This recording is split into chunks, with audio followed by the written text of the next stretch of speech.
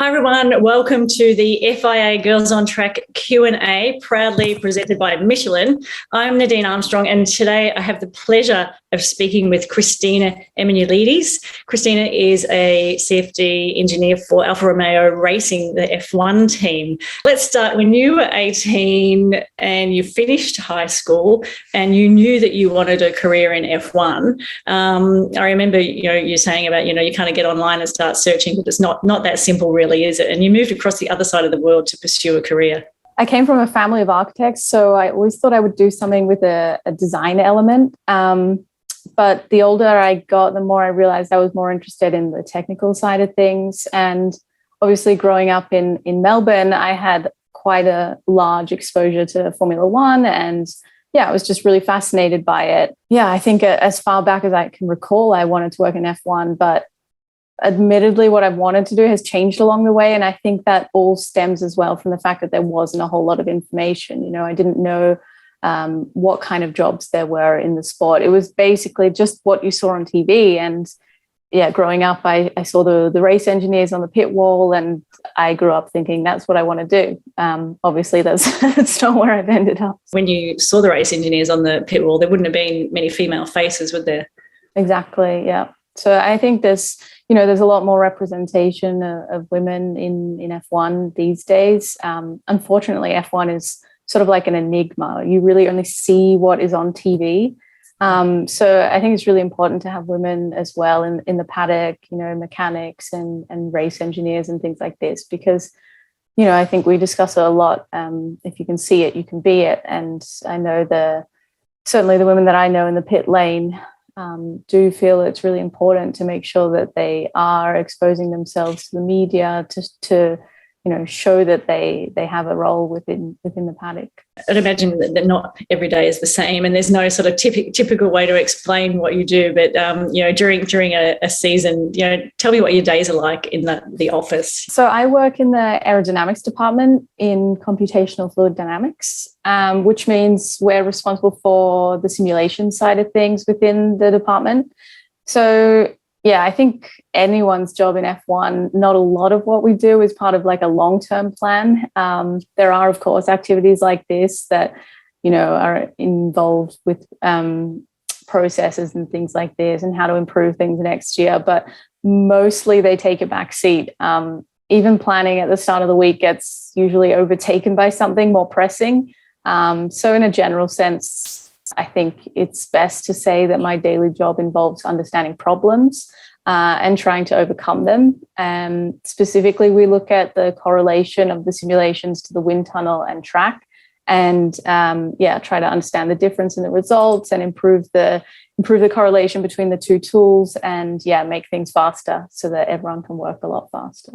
So how long would a car spend in the wind tunnel in terms of that type of analysis and testing? We have a lot of limitations in terms of the amount of time that you can have the wind tunnel running, and also the number of simulations that you can run within an 8-week period. And this year in 2021, the rules changed as well, and there's a little bit more flexibility in how you can allocate that limitation.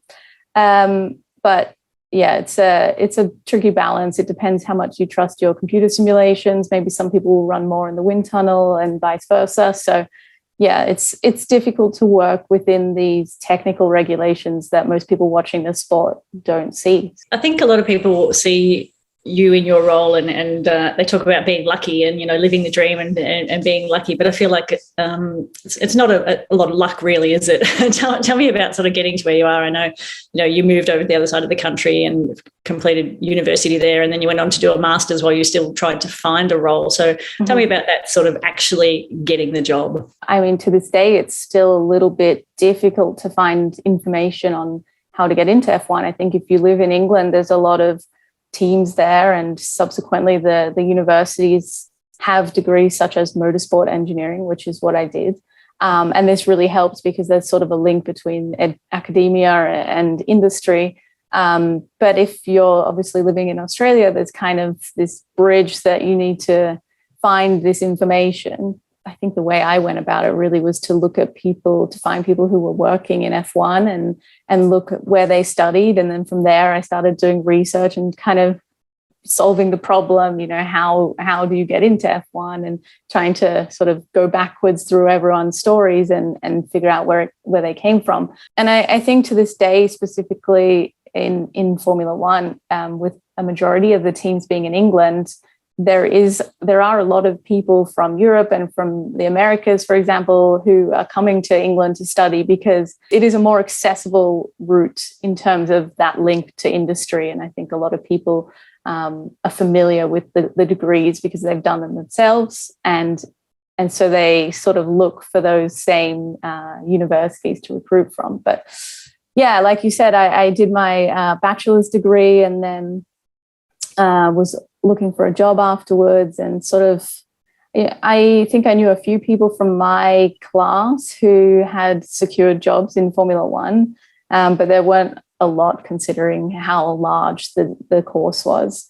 And so I couldn't find anything and decided at this point, okay, well, I'm going to do my master's degree because it seems like forever these days.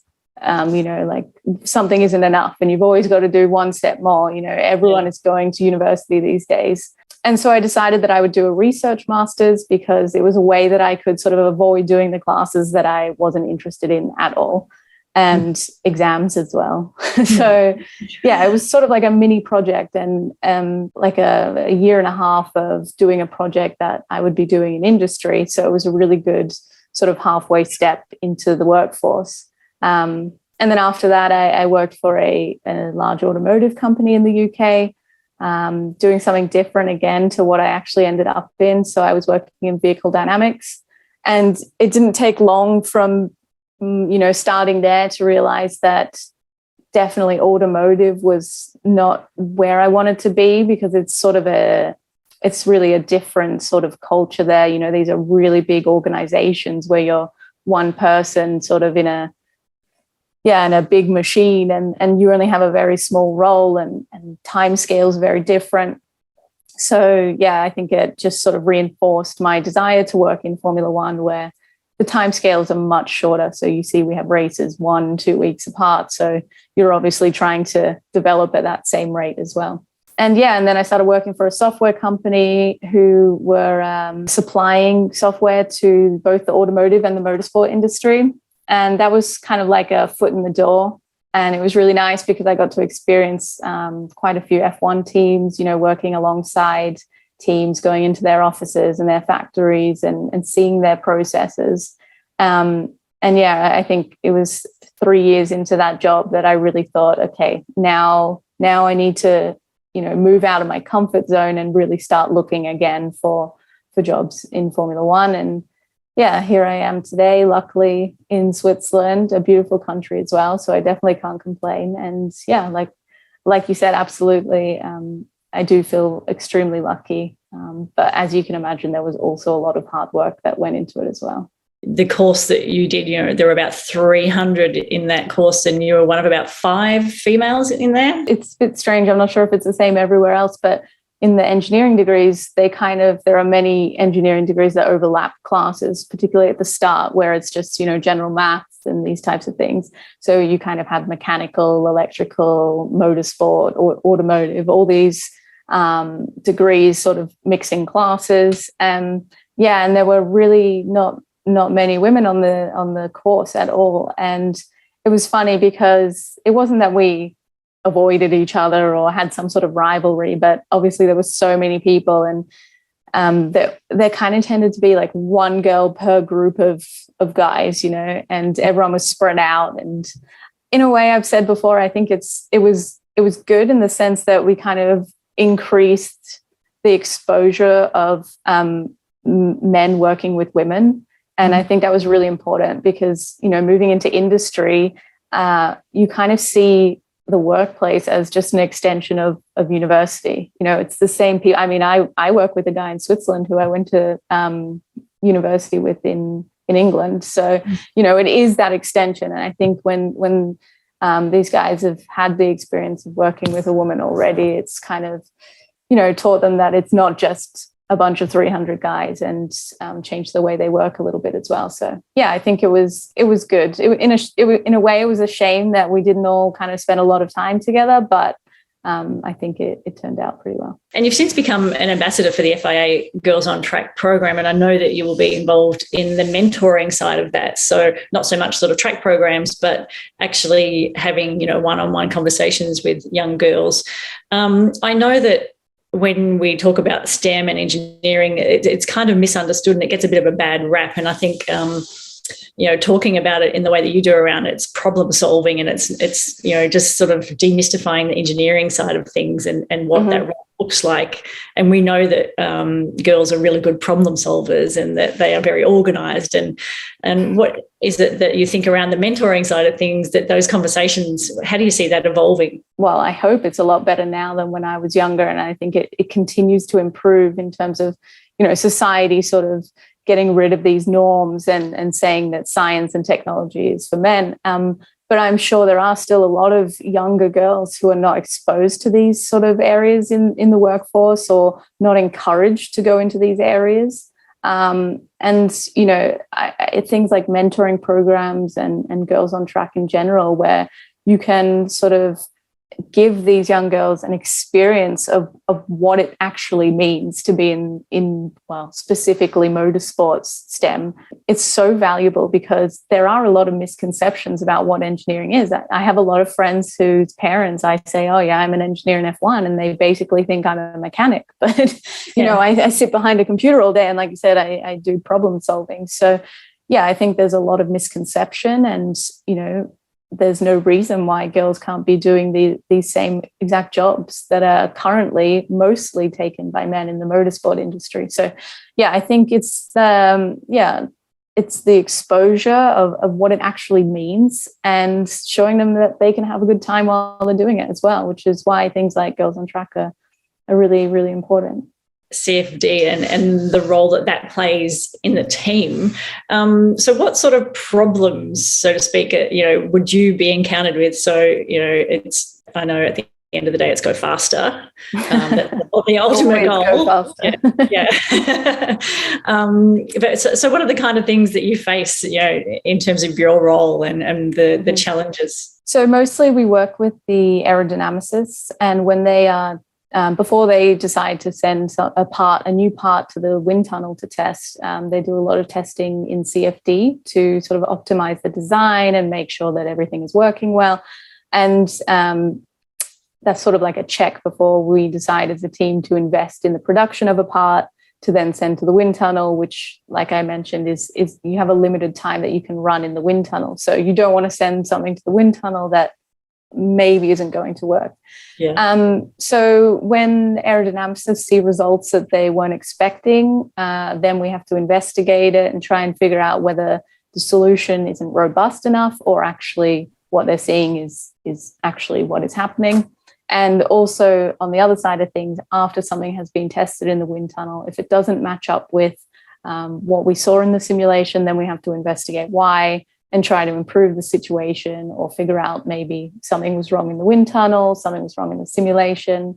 And the same thing goes for the track, especially during testing sessions and practice sessions. If they're checking aerodynamically anything, then yeah, we sort of jump in and make sure everything sort of matches with everyone's expectations. On a race day, what is your role? Where are you in the thick of it? And is it that kind of decisions that you're making on the fly on race day? What we do is sort of slightly removed from the instant action, but more rather when after there's a race day, or specifically, a test session, then when there's a post-analysis, that will come across our desk as well. If there were any problems or concerns, or maybe something didn't look like it was performing very well, then there'll be some special simulations that are run to double check it. But in terms of instantly making decisions or actually interaction on race day, our group is a little bit removed, which you could say is a good thing because it kind of eliminates the pressure, but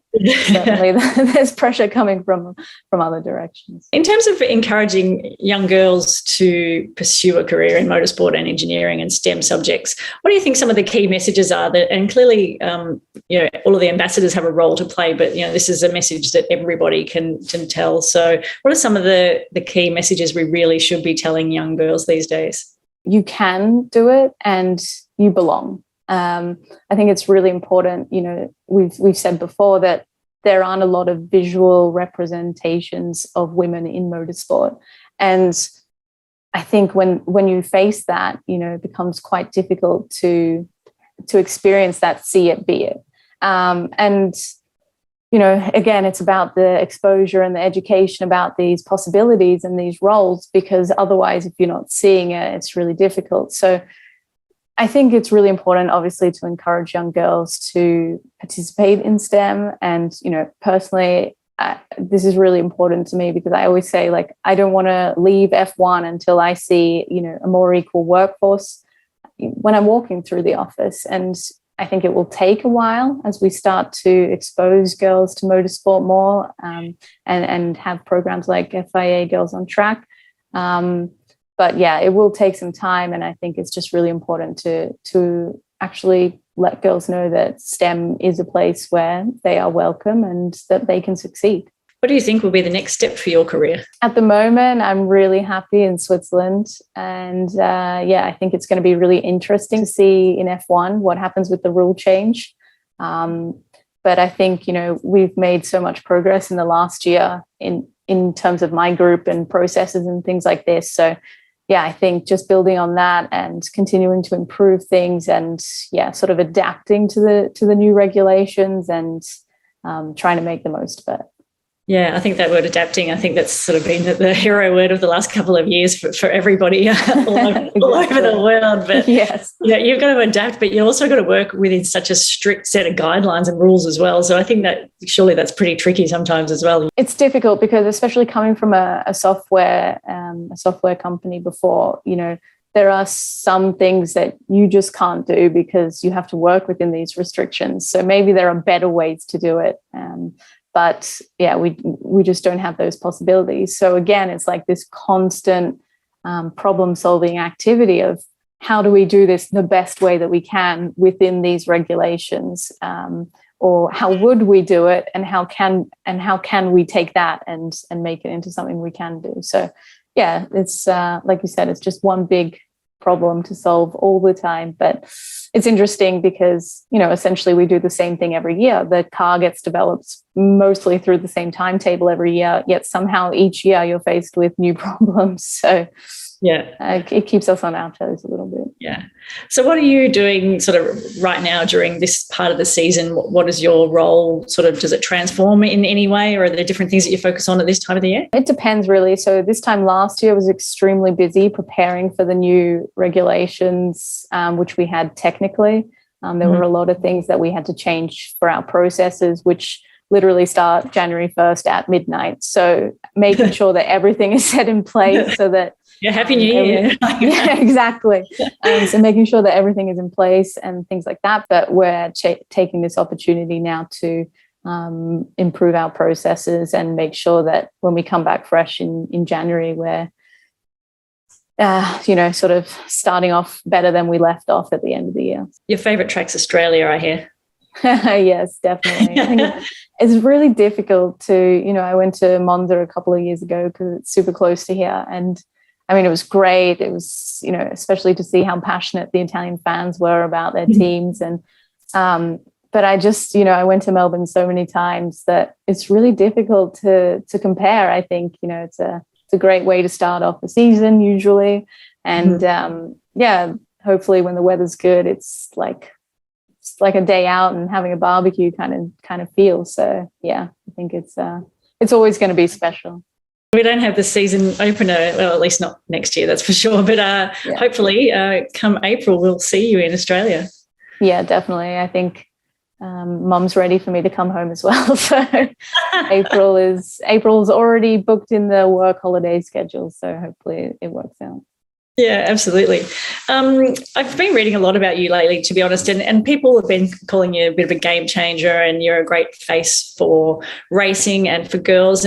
But what do you see that whole game changer? Like, what is it that the industry needs to do to actually really move the needle on not only representation but equality and diversity? It's bigger than just seeing some more female faces. Obviously, it's not just me in the industry. There are plenty of other women around, and some of them behind the scenes, and some of them taking a step forward and trying to increase that visibility. So I think, for us within the industry, it's really important, personally, I believe, to stay in the industry. And in general, as a sport, I think first and foremost, we need to be honest. Rather than, producing these reports that sort of jazz up our shortfalls, for example, by saying, yes, we only have 5 women or so, but 90% of them are in positions of management. I think we're kind of marketing our way out of the truth and the problem that exists. And if we continue to act in this way, then, we're only accentuating the data gap. So, the importance of diversifying the workplace right now is crucial if we want to eliminate this imbalance within the workplace. So I think it's really important that, as a sport, whether it comes from the teams or F1 themselves, that we, like I said, take a step back and look at the situation honestly and take steps to improve that. And I think for any kind of motorsport team, I think possibly it's even more important because, it is like a family and you spend a lot of time together. Some people spend more time with their motorsport team than they do their own families. So, the role of that diversity and the balance and equality is, even more important, I think. We spend a lot of time there, and also exactly what you said before, generally women are great problem solvers and extremely organized. And these are really great characteristics to have in engineers or in people where you are working in a fast-paced environment where you're kind of bouncing on projects week to week. So I think, we have all the tools, and we know that there's a problem. So I think there are plenty of ways that we can make sure that we're getting more women into the sport. And I think it might just take, too often racing is always the most important thing, and we lose track of these types of sort of key issues within the sport, because if we're not talking about performance on the track, then we're sort of wasting time essentially. And I think it's really important that things like this come from the top. We've seen as well this year, especially within the teams, that F1 has sort of mandated a sustainability kind of theme, and the teams have a lot of requirements for that. So I think, something similar would really push the teams to analyze their current situation and take steps to improve it. Thank you very much for your time today. Welcome aboard to the FIA Girls on Track. Thanks for being an ambassador for us. The 2022 events for Australia are now going to be online. So whether you're a school or an individual, you can get online and register your interest there, and get on motorsport.org.au to find out all the information. Thank you so much for spending time with us today. Thank you.